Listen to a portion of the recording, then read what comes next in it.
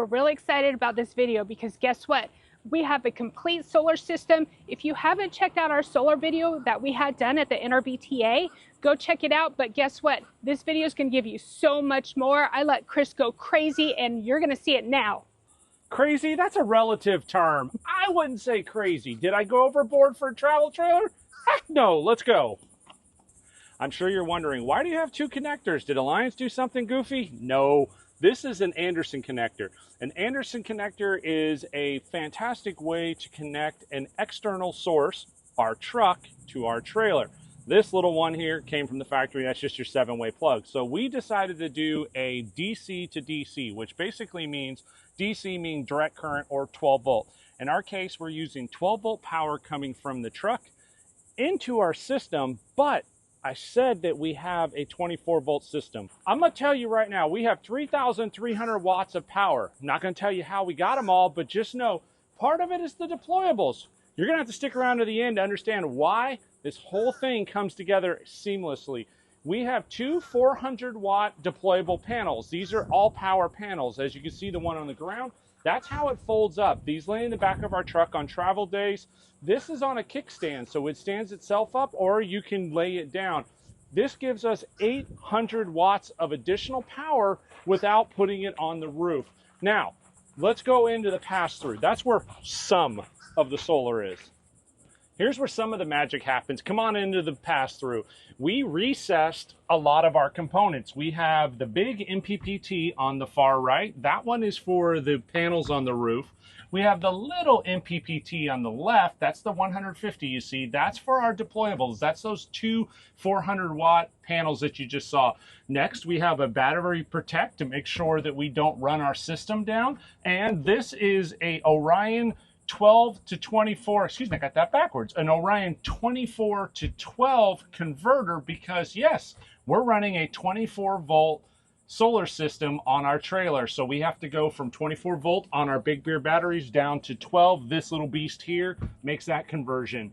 Now, let's go around and take a look at the solar panels. Now, 1 second before we take a move, I'm just going to give you a shout out, Chris, because you made this little board with the carpet and the fit and finish and you tied these all off. Pretty matters. And what is this right here? Oh, did I just walk by that? You just walked by it. Okay, so these are our breakers. So you can see we have roof, deployable, roof, deployable. So you have a 30 amp breaker on both the roof, hot and ground. So we put that on both and we made it really accessible, makes life easy for us to be able to shut the system down. And if you come down a little bit lower, this is our connection point right here for our deployables. Now we're in a campground, so we're not hooking up the deployables. We just want to show you how this is all set up. So we have MC4 connectors coming out. We run it right through the hole here into the deployables. And if you look on the right in there, we have different lengths PV cable or solar cable set up so that we can move the deployables pretty much anywhere we need. We've got 25-foot and 10-foot sections. Now, I will say I do like the little labels on there. That's pretty genius. Wonder who did that. Your beautiful wife? Wow, yes, she did. All right, now we're going to go around and let's go on the roof because everybody wants to know what the solar panel situation is. As you can tell, we're on the dirty roof of our Alliance Delta. This travel trailer is already getting a little bit of mold. Clearly, Martha and I have to get up here and clean this off. But as you can see, we have 8 solar panels. We have 4 down the driver's side, 4 down the off-door side, and we're totaling 1,600 watts on the roof. The reason we went with 1,600 watts versus shoving every inch of this thing full was we didn't want to add a bunch of extra weight to the top of the trailer. We also wanted to make the roof completely walkable so that we could service and maintenance everything. And we also have some upgrades coming in the future that are going to require access to the roof. Come on in. Let's see what Chris did on the inside. All right, we're going to start right here. This little thermostat from Cooler Guys we got off of Amazon. It's one of the most important pieces of equipment on this system because we got to keep the temperature down. We don't want our equipment melting down. So let's go over to the pantry. You'll notice our pantry doesn't look like a normal one. I've got a big old vent here, got another big old vent down here, and then I've got two 3,500 RPM fans in here. I'm going to show you why. So inside we have 2 Victron Multi Plus 2 3,000 watt inverters. It gets warm in there. The temperature sensor is right here up top. You'll see that little piece hanging down right there. That's it. That is our Rouvy, and behind it is a thermostat sensor. So that thermostat sensor controls these two electric fans. The two holes above and below, those work out to be basically air intakes. It allows it to create a vacuum and suck the hot air out of there. As you saw, we're sitting at 87 degrees, and that's with the door shut. So it does a really good job of taking the AC from the inside of the trailer, sucking it into here, keeping the fans cool, or keeping the fans on so that the inverters are cool. Now, this is something you're probably not used to seeing. This is normally a drawer, but not here. That's a drawer, but not here. We took the drawers out because we installed our two massive Big Beard batteries in our pantry, or what would be considered our coffee bar. I shouldn't say pantry. We decided to do the 24-volt Big Beard Beast batteries. That's a lot of B's, y'all, because they are 300 amp hours each, and they're at 24 volts. So we've got 600 amp hours at 24 volts. Simplistic math will tell you that's about 1,200 amp hours of battery power at 12 volts. We also decided to do all of our Lynx shunt, distributor, and our DC to DC, both of them, and our servo all in here. It's a tight fit, but it puts everything in a position that from a weight distribution is as good as you can get on a travel trailer. We are dead center on the trailer and almost exactly over the axles. Now, in here on the bottom left, you'll see an Orion 122415. Mentioned outside that we did a DC to DC charger, but we have a 24 volt system. These Orions, we have two of them, take the power from the truck, 12 volt, boost it up to 24 volt, run into our Lynx distribution, and ultimately charge our batteries. So we have two of these. They're 15 amps each, so we're getting 30 amps at 24 volts. If we were doing this based on 12 volts, it's about 60 amps. What that equates to in real world is anywhere between 650 to 700 watts of charging power while we're driving the truck. So we mentioned we drive with the ACs running. We keep both of them running. We try to keep the trailer cool. Well, these little DC to DC chargers add, we'll say, 650 watts into our system that slows down the drain of our batteries. We also have 1,600 watts on the roof, which you've seen. We usually get 700 or 800 watts out of that. So if you do the math on that, we're getting 12 to 1,400 watts, which equates to about one AC running off the power we're bringing in, and then one AC drawing our batteries down. And with 1,200 amp hours or 600 at 24 volt, we're in a position where we can run our batteries all day on a travel day and not have to stress about our system running out of juice. Now, when we brought this to the NRVTA, we said this is what we wanted to do. And if you haven't seen that video, at the end of this one, we'll have a link to it, and you can see what we built from a school perspective. And at the beginning, they thought we were nuts. All right, hold on one second. So I'm going to insert what Todd and you talked about right here. We're talking about the Big Beard batteries. You know, we went to those. Absolutely love them. There's a reason they call them the Beast. My God, right? Yeah, so give us a little bit of the nerd data behind it and where your mastermind came from. So here's the thing. The reason why I went with a 24 volt, 300 amp hour battery is because, you know, we've done so many builds, and we've, you know, I mean, hundreds of builds, and we've had people anywhere from 6 batteries to 15 batteries. Yeah. And I would get a call inevitably saying there's problems, you know, with the balancing, right? And you got to think about this, right? You got all these batteries. There's different internal resistance in there. You're trying to get them all to work as one. It's next to impossible. So we set out a goal. Hey, let's just, you know, we figured out that, you know, the bigger the battery, or the least amount of batteries you have, the least amount of problems you have. So that's where we kind of created this. Still want to try and keep it small enough to put it in the RV space. So the 24 volt design seemed to be the perfect way to go. 300 amp hours. If I can get cells that would still fit in there, same size box, maybe 350s or 400s, we'll see what happens. And what I noticed is it's unique. You're using an aluminum, or is it steel casing? It is a steel, yeah. Yeah, and it's actually accessible. So you've integrated in breakers to it. You've got an actual on-off switch, and you can pull out a BMS. Well, you could. I won't screw with that. Right. I'll be calling you. I'll be dialing 911. Yeah. So the concept there was, because we trained technicians, that hey, we need to make these serviceable, right? You know, if we could pop those open, swap out one part, you know, get it back to them as quickly as possible.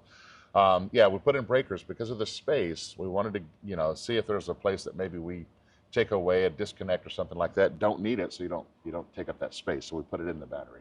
That makes good sense. Yeah. So where can they find your awesome batteries, and if they wanted to build the system? Sure, it would be over at Big Beard Battery or BigBeardBatteries.com.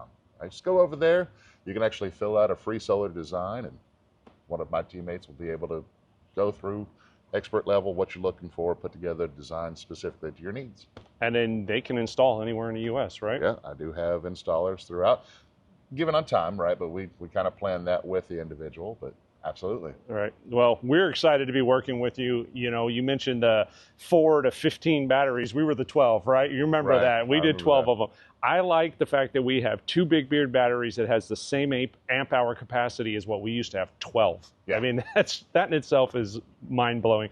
And if you're looking for it, always reach out to us, or as Todd said, go to BigBeardBatteries.com or Big Beard Battery. And of course, you can find us. It's not very hard, right? We're on every platform. But then, thank you again. Yeah, this has been a great experience, and looking forward to really putting the system to work.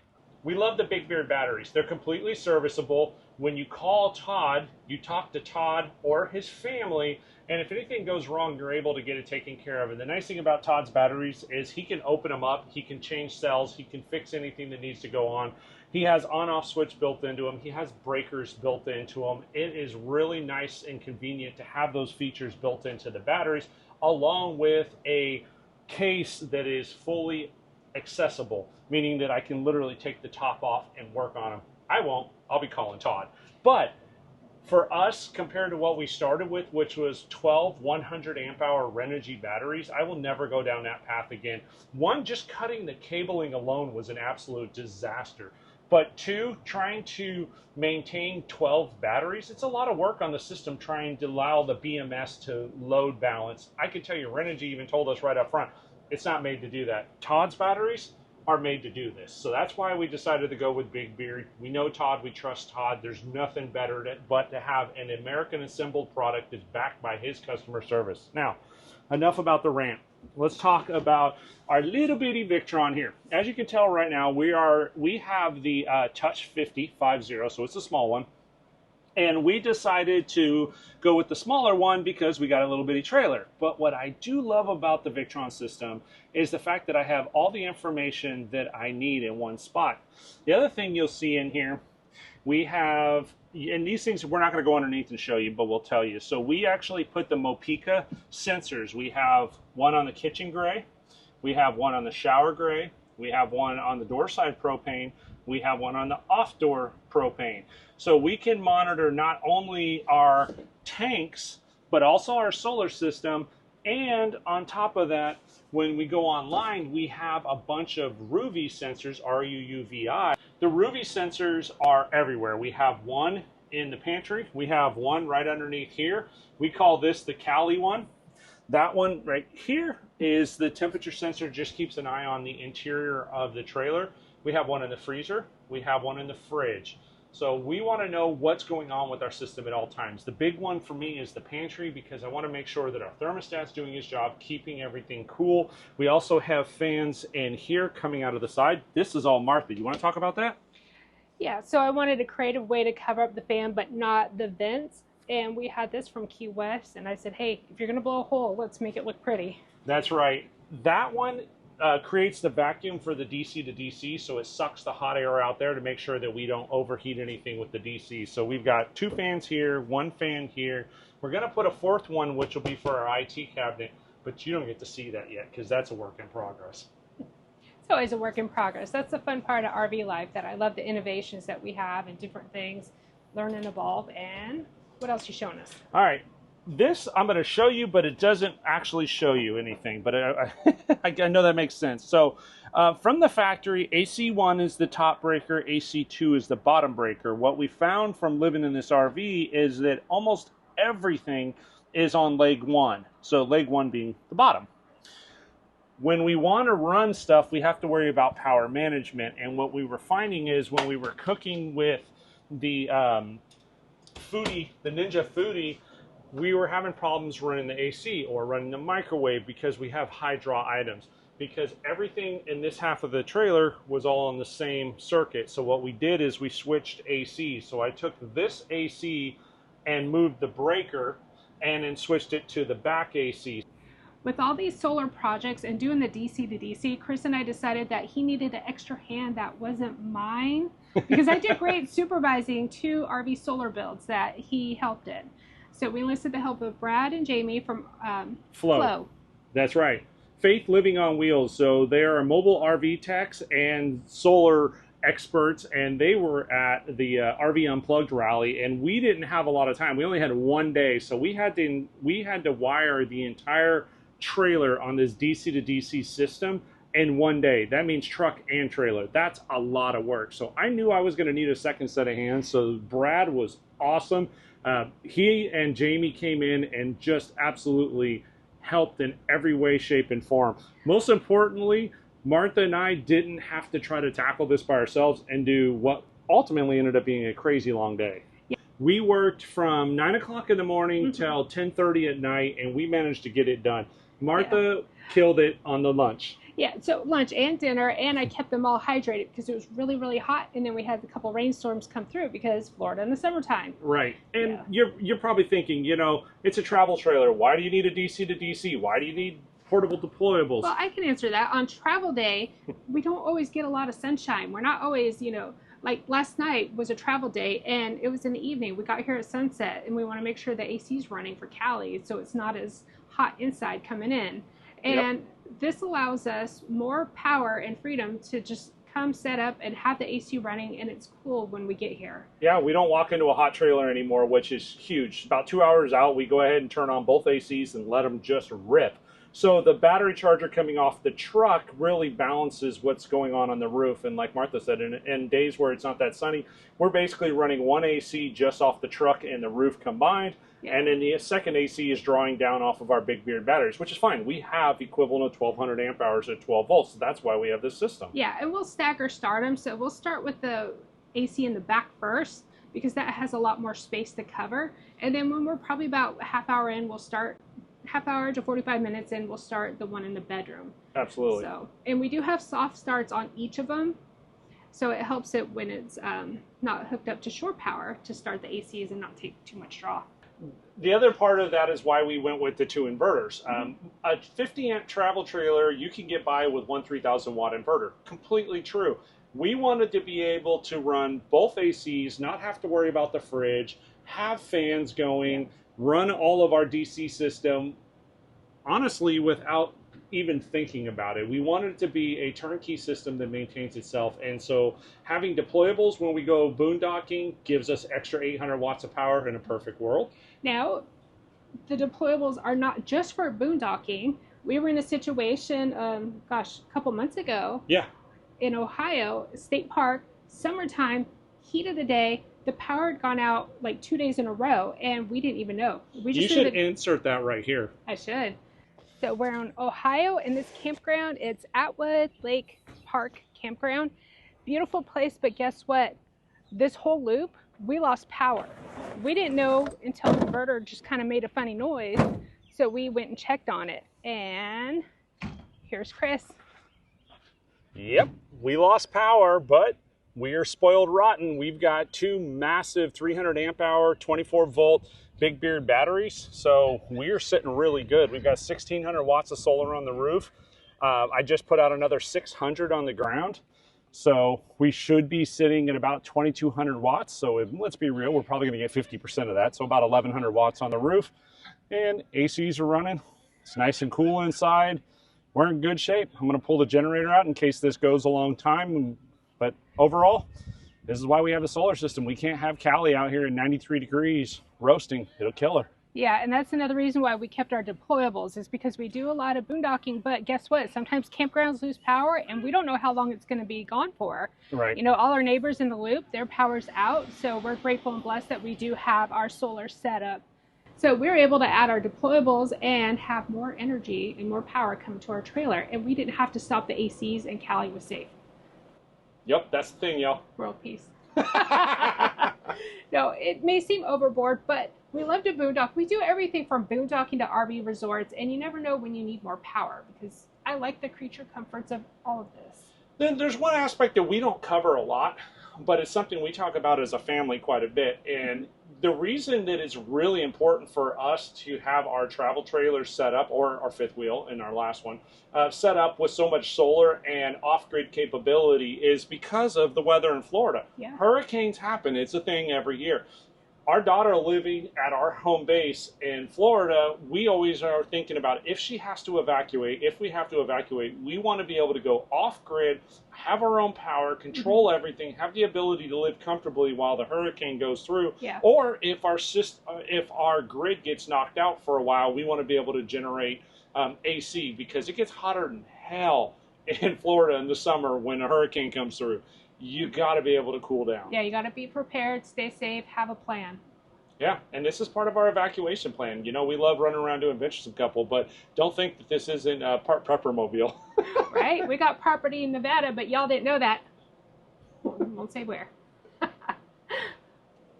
Of course, you know us. I'm sure other things will come up along the way. We might have more additions, so definitely stay tuned for that because we love technology, gadgets, and I do allow Chris the freedom to add to our trailer for upgrades and mods. And take half of her pantry. So let us know in the comments below, are we dumb? Do we make a mistake? Is there anything you would add differently or do differently than what we have set up right now? Because we're always willing to learn, test things out, try it. I think we're geniuses because we put it in the center of the coach, over the axles, balancing the load as much as possible. We only have 2 batteries. We have 6,000 watts of inversion. And we've got 3 different power sources to generate power off-grid. I'm pretty happy with it, y'all. This is a great system. These are the things we learned on this one from our last system. Yeah, and I'm very happy with this. A lot of thought and collaboration has gone into the solar system. So thank you, Todd and Tony from NRBTA, Big Beard Batteries, Absolutely. And the family, and Brad and Jamie. Yep, from Flow RV Services. They are awesome. So and Joe from Two Crazy Ketos, Two Crazy Campers. Oh yeah, Joe was the one that told me that we could recess the inverters or the MPPTs in the bay. Can't forget them, 2KK. Yeah, 2KK. We love them.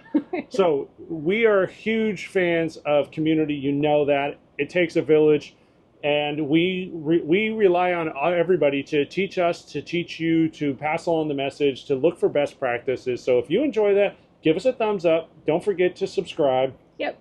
We love our tribe. So don't forget, enjoy every moment.